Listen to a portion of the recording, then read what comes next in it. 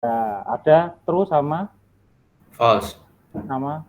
false. Nah, ini yang menjadikan akhirnya di dalam kehidupan kita itu ada dua kondisi, teman-teman. Ya, contohnya kalau kemarin saya pernah bilang, teman-teman waktu sekolah SD aja sudah dipilihkan, maksudnya sudah dikategorikan mau masuk negeri atau swasta. Nah, hampir pilihannya seperti itu. Nah, di dalam pemrograman juga sama. Jadi tidak semua keputusan itu kita bisa handle. Termasuk teman-teman kemarin masih ingat ya ketika saya tanya ya, ada statement 1, jika hujan, masih ingat ya ini ya, ada statement itu ya, jika hujan maka saya Membawa bawa payung. payung. Membawa Nah, gitu ya, payung. masih ingat ya. Nah, yang Ya. kedua, jika hujan, Jika hujan, kamu bawa jas hujan. payung atau jas Jas hujan. hujan. Nah, ini salah satu skema, teman-teman ya. Ini salah satu skema bahwa di dalam pemrograman gitu ya, di dalam pemrograman kita tuh nggak bisa milih gitu. Tapi coba kalau di kehidupan kita hanya ada nomor 1 gitu, di kehidupan kita hanya ada nomor 1, maka kita nggak bisa tahu misalnya itu salah atau benar gitu ya. Coba kalau di kehidupan kita hanya ada satu pilihan, dah kamu masuk ke PI aja gitu. Nah, itu kan berarti lebih ke enforcement ya, maksudnya ke pemaksaan gitu. Nah, di program itu juga sama. Di program kita tidak bisa menghandle atau kita tidak bisa memastikan bahwa yang user pilih itu sesuai pikiran kita. Ya, contohnya kayak gini. Kalau hujan kamu bawa payung atau jas hujan gitu. Nah, kalau orang yang bawa motor ya pilih jas hujan.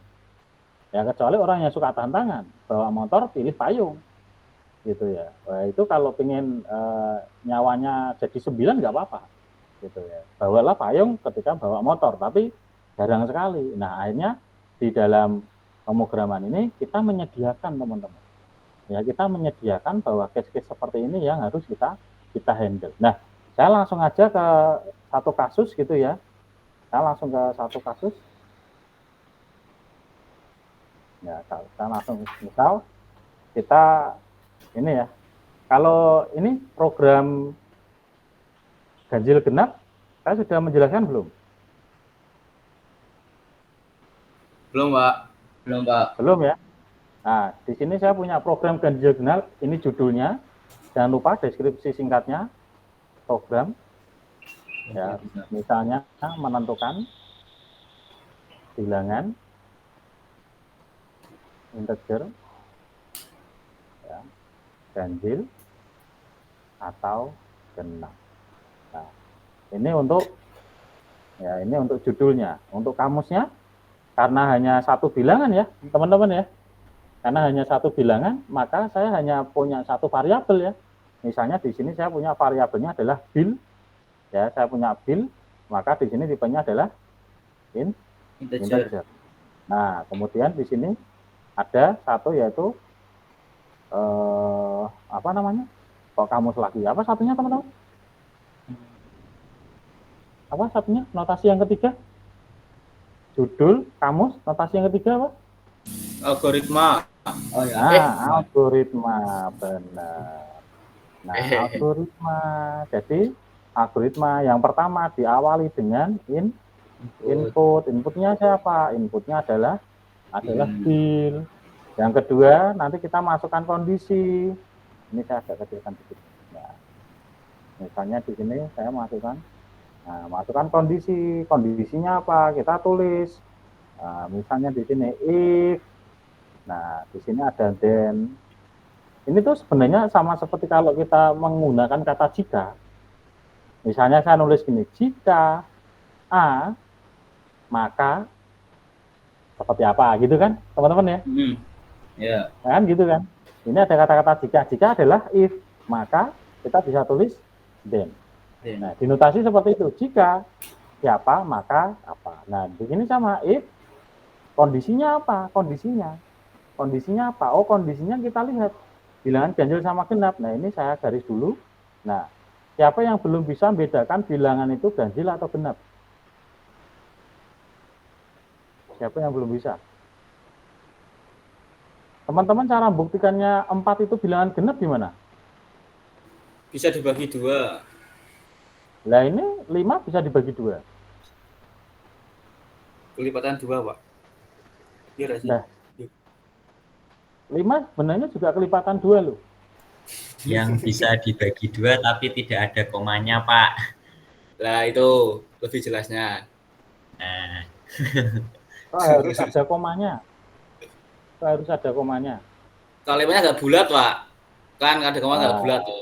bulat ada komanya, Tapi Mas kan Yan. kalau kita pakai integer kan memang nggak ada komanya. Coba kalau teman-teman pakai integer 5 dibagi 2 hasilnya 2. 2. Berarti kan kelipatan 2. Terus ilmiahnya di mana coba? Ayo. Gimana Mas Adam? Ilmiahnya gimana ilmiahnya? 4 dibagi 2 kalau integer adalah 2. 5 dibagi 2 kalau integer adalah 2. 2. Gitu. Nah, terus gimana? Nah, saya dulu dikasih tahu sama kakek saya tuh gini teman-teman.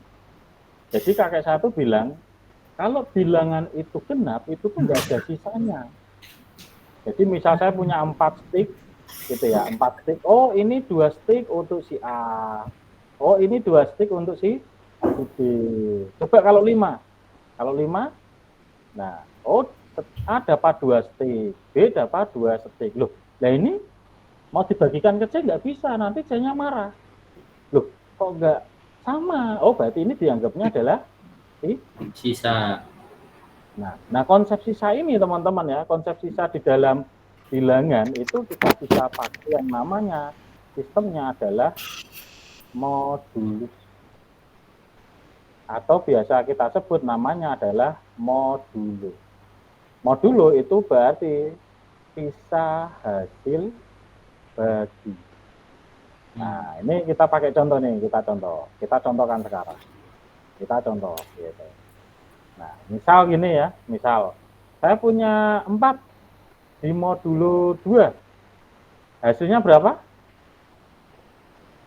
4. Ini kayak dibagi aja, 4 dibagi 2 hasilnya?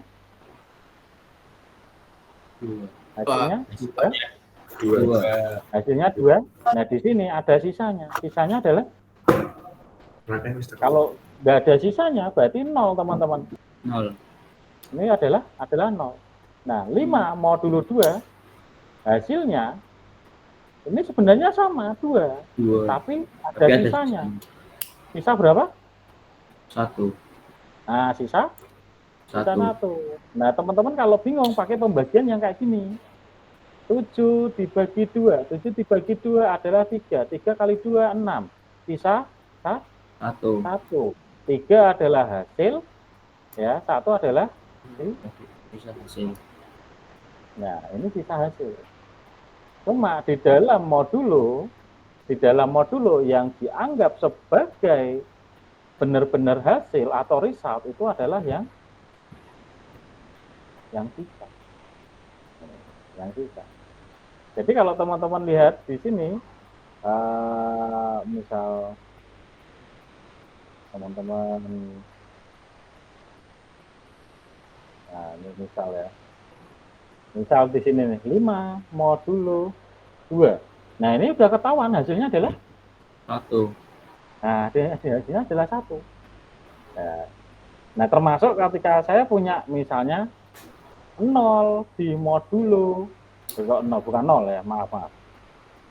Kita jangan pakai 0 aja. Kita pakai angka aja. 1 di modulo 2. Hasilnya adalah misalnya kayak gini misalnya 1 di modulo dibagi 2. 1 dibagi 2 hasilnya adalah 0. 0 dikali 2 hasilnya 0. 0 dikali 2 hasilnya 0. Ini dikurangi ya. Ini kan dikurangi ya. Dikurangi hasilnya adalah 1. Berarti ini hasil yang di bawah adalah sisa hasil. Jadi modulo itu adalah kalau bilangan yang akan kita modulo itu lebih kecil, misalnya 1 ini lebih kecil dari yang di modulo, itu hasilnya adalah bilangan itu sendiri. Jadi ini hasilnya 0, sisanya adalah 1. Nah, ini yang dianggap hasilnya. Gitu. Tapi di sini teman-teman paham dulu nggak kasus modulo? Kasus modulo atau modulus? Ada yang ditanyakan? Kasus modulo atau modulus? Nah, bisa ya teman-teman ya. Jadi kalau dari sini kita bisa lihat nih, oh ternyata yang bilangan genap, oh itu yang sisanya adalah 0. Ternyata yang ganjil itu yang punya sisa adalah 1.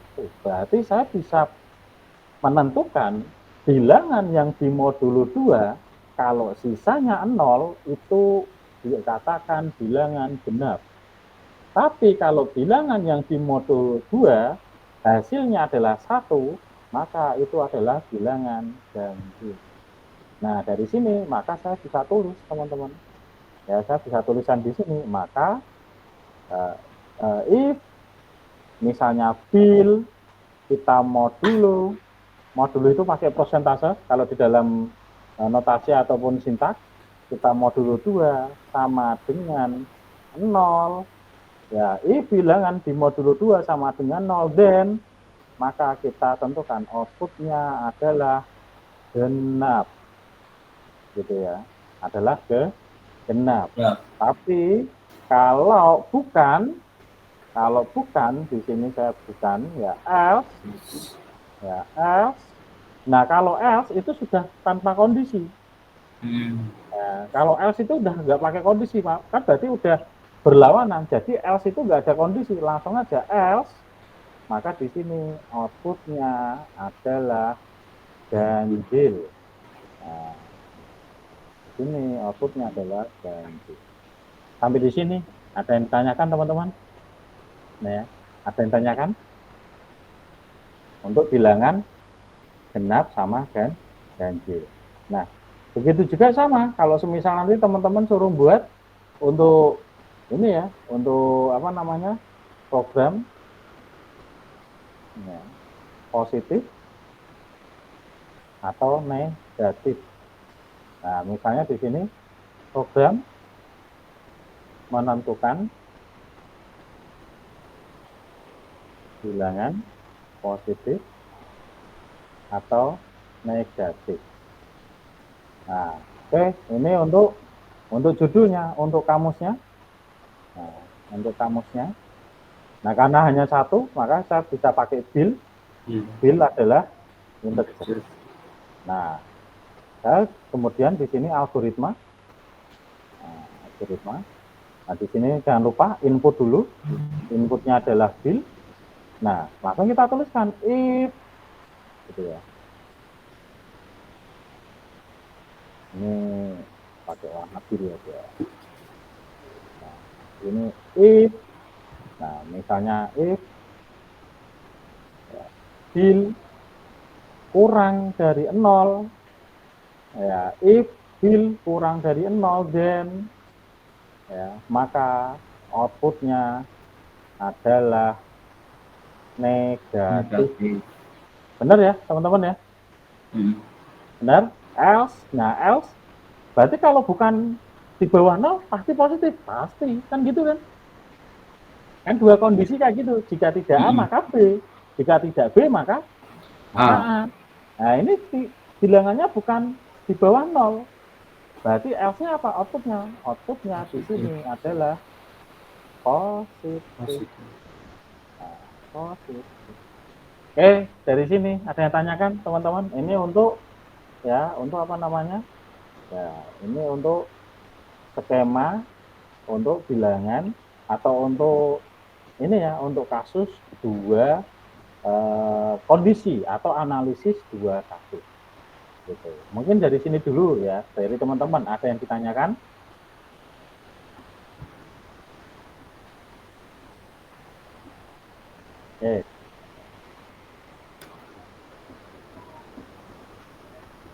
Oke, dicoba teman-teman kasus PDP 4 ya.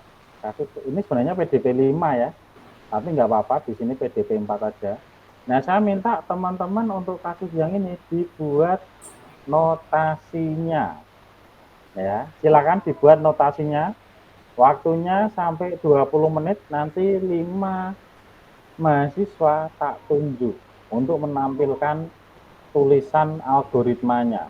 Jadi kalau teman-teman nulis algoritmanya, udah silakan pakai notepad ya boleh, pakai Word ya boleh ya. Paling enak sebenarnya pakai notepad ya.